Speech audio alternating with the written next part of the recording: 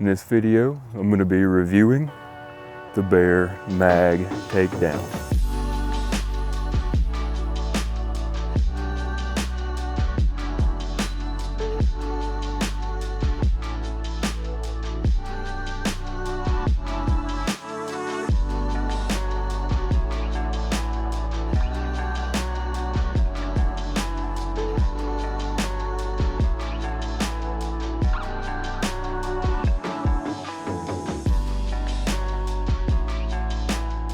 So, as you read the title, this is the Bear Mag.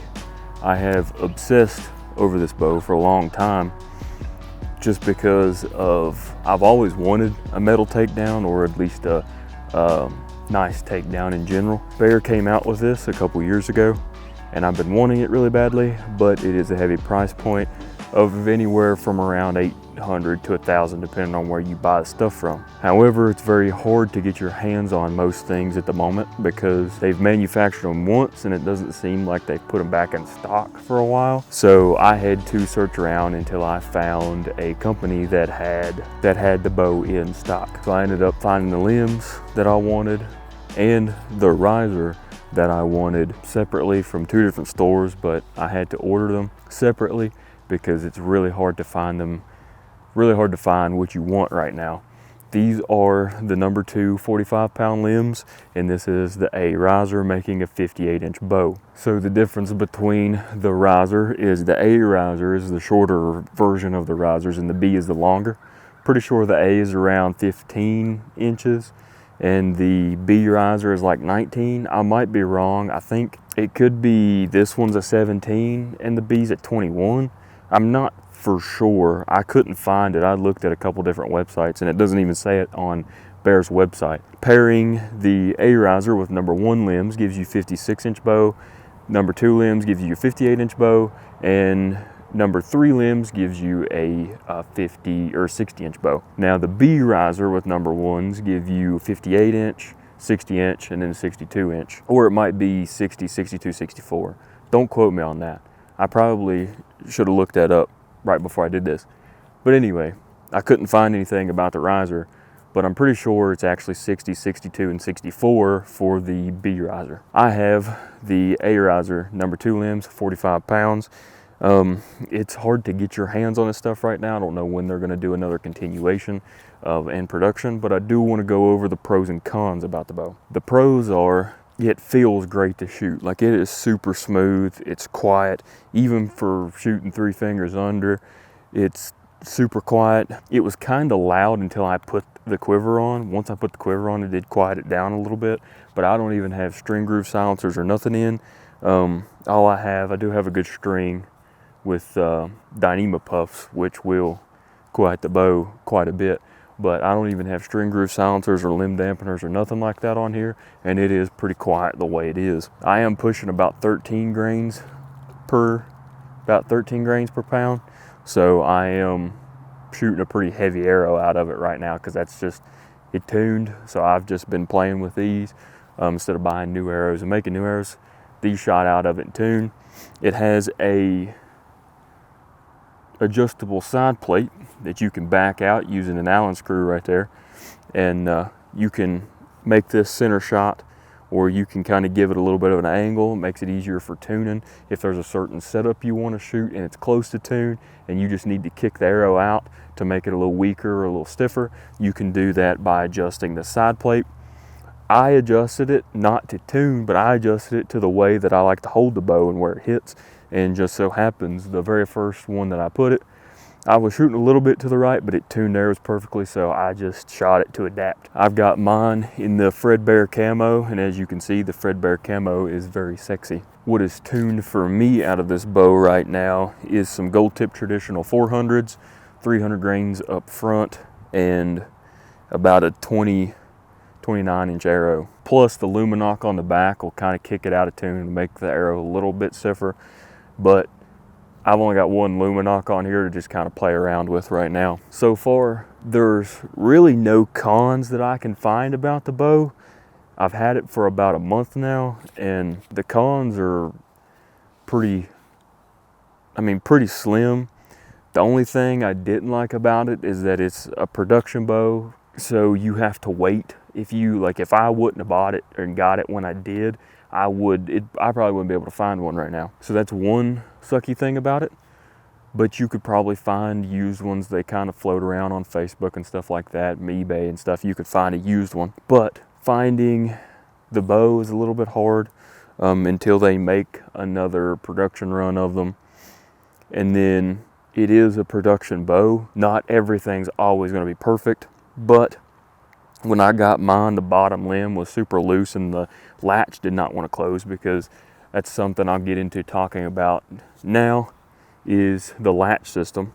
So the latch system is one of the coolest designs you'll ever see for a takedown bow, because you don't have to worry about bolts or nothing like that.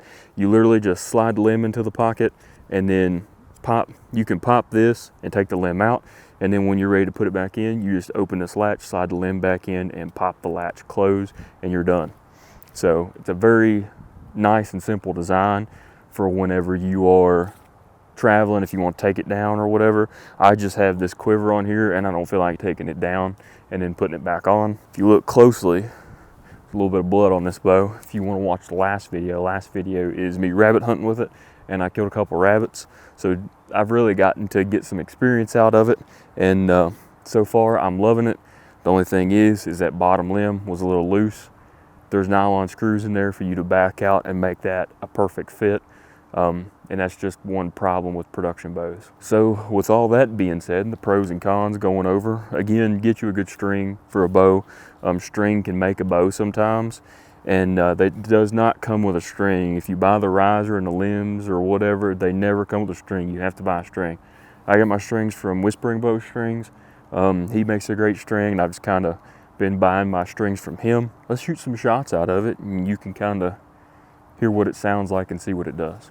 For those of you that's just the first time that you're tuning in the channel, I shoot instinctively, but I have changed my shot process quite a bit here recently, and I'll make a video about that in the near future. But you might see that I'm anchoring a lot lower now, and it might look a little bit different to you. But I'm gonna throw some shots down range so you can hear how quiet this bow is, see how it performs.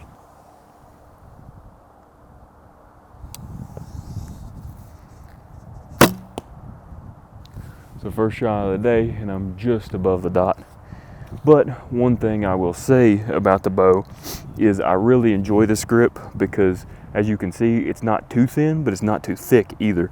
And it's not super flat, but you're not grabbing it too forward, which I like. I don't like a real high risk grip. Never have, never will. I don't like to feel like my wrist is flat. I like to really get my palm in there and support that bow with my palm and take away all of the back pressure. I feel like there's too much, if I put my wrist this way, there's too much on my wrist to come back. So I'll try to shoot another one, see how we fare.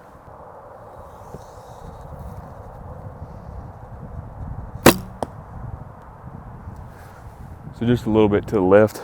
The only thing I don't like about this is I do slap my arm sometimes, but that's just the way I'm holding the bow. As you can see, the string's really close to my arm. And that's just that super flat grip I can get away with not hitting my arm. But for whatever reason, every time I shoot a bow, I cannot get away from the wrist slap. I just never been able to. Plus, I like to really point the bow where I'm trying to hit. So that also causes an effect of that. But just the way you grip the bow will change, whether that hits you or how extended your arm is can change the trajectory of the bow. But I like to push the bow at the target, because to me, instinctive is really pushing the bow at the target and pushing the arrow. It gives you that feel for exactly how that arrow needs to go. But this is 15 yards. Even though this is a 45-pound bow, most of the 50-pound bows I have are actually slower than this bow that I've realized. And it being 58 inches, I feel like it's perfect for me. For you, if you've got a longer draw length, you're gonna want the longer number 3 limbs. And depending on how big of a bow you want, you're gonna choose your riser. I like a short riser and longer limbs, because it gives you more of a working limb. I don't like to max limbs out at all. I'd rather sacrifice more comfort when shooting and less noise when shooting than getting the most out of my limbs and getting the quickest bow, but it might not be as comfortable shooting, or it might not be as quiet sounding. So that's one thing that I really look for in a bow, and I really like about this one. So I'll go ahead and shoot another shot.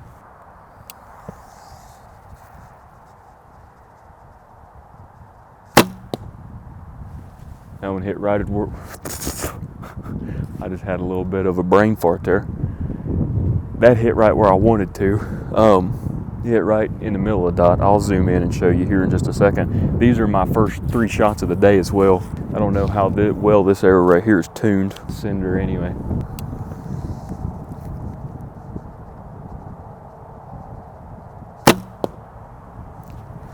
Just to the right of the dot. I've got one more with a luminoc on, so why don't I sling it?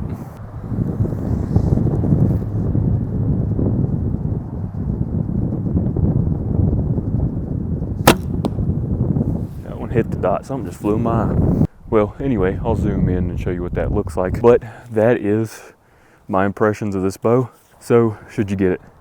If you're looking for a takedown, you want an aluminum takedown, but you want it to be a little bit more trad, this is great.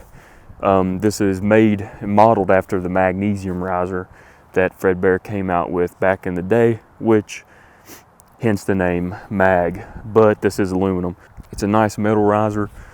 It's smooth, shoots nice, shoots real smooth. I really like to shoot this bow. It was well worth the money. It was well worth the wait and the excitement I had behind it, and the expectations I had behind it were matched. I really love this bow. I've heard a lot of people say good things about it, so I finally bit the bullet and got it, and I'm really glad I did. I don't know if I'll buy another bow for a while because I absolutely love this thing. Other than that, I hope you like the audio. I got a lav mic. I hope it's working. It is a little bit windy at times, but it should be not picking that up, and it shouldn't be picking up the road noise anymore, which would be great. I really hope it don't pick up the road noise.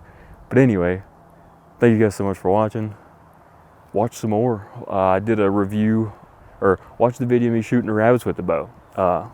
You can watch me walk around in the snow shooting rabbits. And I've got another video of me reviewing a really, really nice budget bow for $120.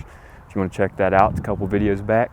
But thank you guys for watching. Thank the Lord for a beautiful day. It is a little chillier out here today, which is quite nice. It's been a little bit too warm for my liking, at least. 60 is too much for me. Shoots great, shoots smooth. Next video I'll make will probably be on my shocking discovery and my shooting ability. And yeah, see you guys in the next one.